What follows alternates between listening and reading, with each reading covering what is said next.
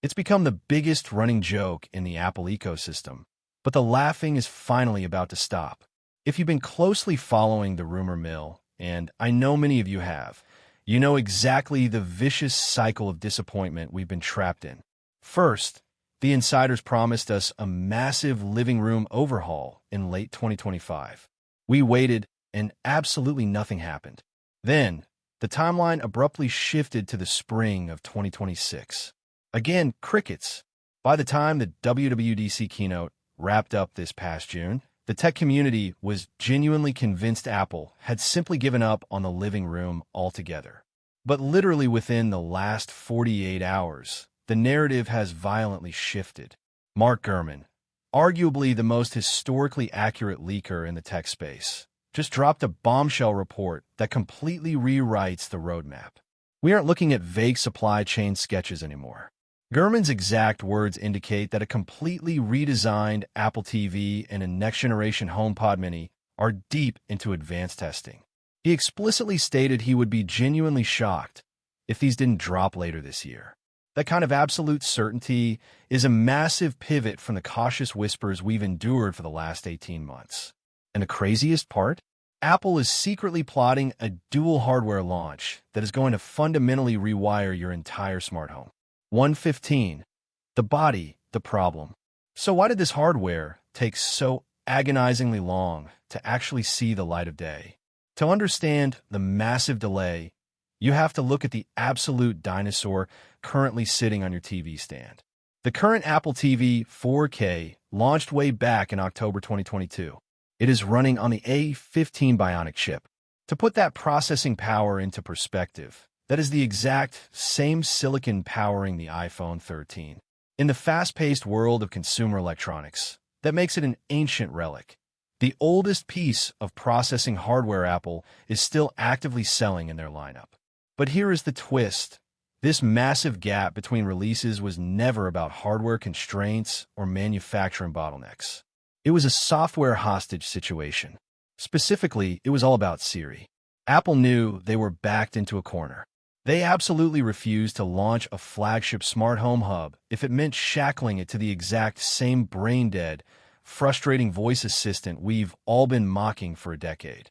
The ultimate master plan was always to launch this premium hardware directly alongside a hyper-intelligent, context-aware Siri, built entirely from the ground up on Apple Intelligence. That massive AI overhaul faced internal delays, missed its early launch windows, and is now permanently fused to the massive iOS 27 rollout dropping this September. 245. The body, the chip leap. Now, this is where the recent leaks get absolutely wild, especially if you care about raw, unfiltered performance. For the longest time, the undisputed consensus was that this new Apple TV would be powered by the A17 Pro chip. On paper, that made total sense. The A17 Pro is the absolute bare minimum baseline required to run Apple Intelligence locally on device. But because this set-top box has been stuck in development purgatory for so incredibly long, the latest internal chatter points to a massive strategic pivot. Apple might bypass the A17 Pro completely. Think about the logic for a second. If you force your premium buyers to wait years for an upgrade, why would you hand them a chip that was only ever designed to be the absolute floor for AI processing? We are now hearing very serious supply chain whispers about the A18 or potentially even the highly anticipated A19 chip, making its way into these final production units. Regardless of the exact number stamped on the silicon, the performance leap is going to be staggering. We are talking about bleeding-edge 3nm architecture, packing a 6-core GPU that supports proper hardware-accelerated ray tracing. Let that sink in.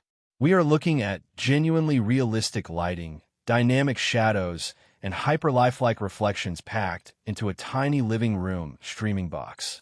This completely destroys the old narrative. Apple is no longer just trying to build a faster Netflix machine. They are directly positioning this as a legitimate, high-powered rival to the NVIDIA Shield. They want to dominate the premium casual gaming market right from your couch, bridging the massive gap between mobile titles and full-blown console experiences. 430.